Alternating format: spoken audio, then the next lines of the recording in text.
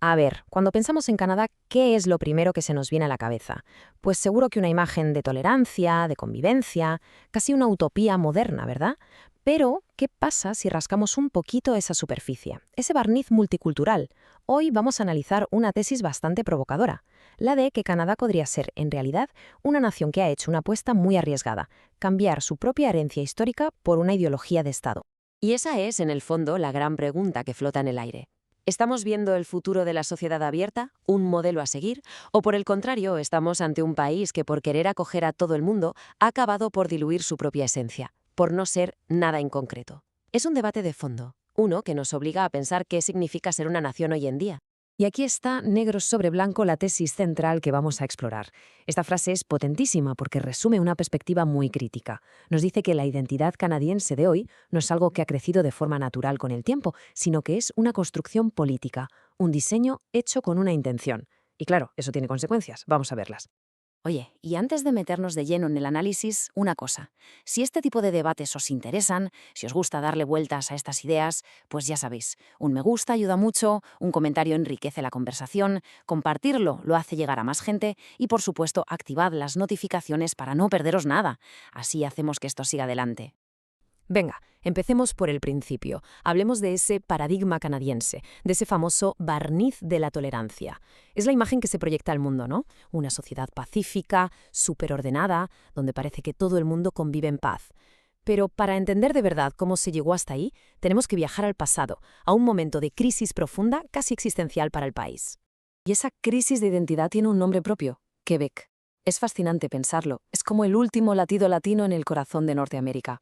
Fue ahí, en la provincia de habla francesa, donde se encendió la mecha de todo. Una lucha por la supervivencia cultural, que casi parte el país por la mitad. Es que en los años 60 los quebequeses se sentían, y con razón, como ciudadanos de segunda. Así que iniciaron lo que llamaron la Revolución Tranquile. La Revolución Tranquila. No era otra cosa que reclamar el control de su destino, de su economía y, sobre todo, de su cultura. Querían proteger esa identidad catódica latina frente a lo que veían como una apisonadora anglosajona. Esta cronología, de un vistazo, lo deja clarísimo.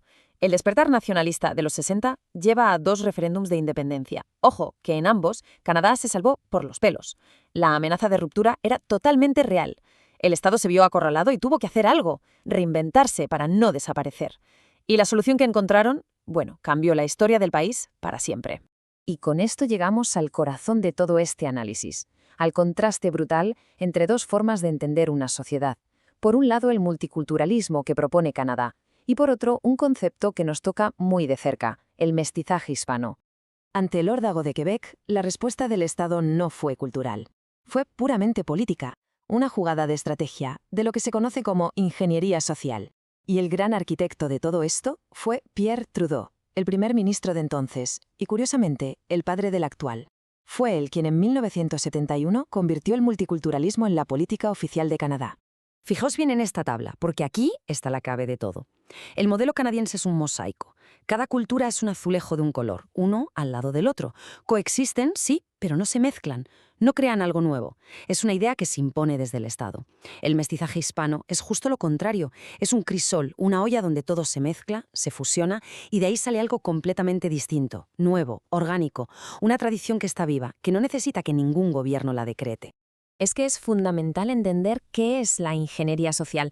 No hablamos de que la sociedad evolucione por sí misma, no.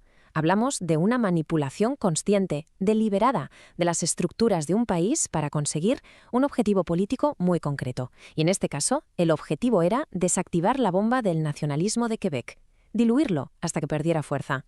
Y la maniobra fue, hay que reconocerlo, magistral. Al declarar que todas las culturas eran igual de especiales, que todas eran fundacionales, lo que en realidad consiguieron fue que las dos, que de verdad lo eran, la británica y la francesa, perdieran su importancia, su peso histórico y político. De repente, Canadá dejó de ser una nación con una historia concreta para convertirse en una especie de plataforma neutral para la convivencia, un país sin un pasado que lo definiera. Bueno, y este cambio interno, este vaciado de identidad, según la tesis que estamos analizando, tuvo una consecuencia inesperada. Le abrió la puerta de par en par a influencias de fuera. Vamos a ver cómo Canadá podría haber pasado de luchar por su soberanía a convertirse en un laboratorio de ideas para agendas globales. La pregunta tiene miga, porque si lo pensamos, Canadá nunca llegó a cortar del todo el cordón umbilical con el Reino Unido. El monarca británico sigue siendo a día de hoy su jefe de Estado formal. La idea que se plantea aquí es si el país, en el fondo, no ha hecho más que cambiar un amo por otro, cambiar una subordinación formal por una ideológica.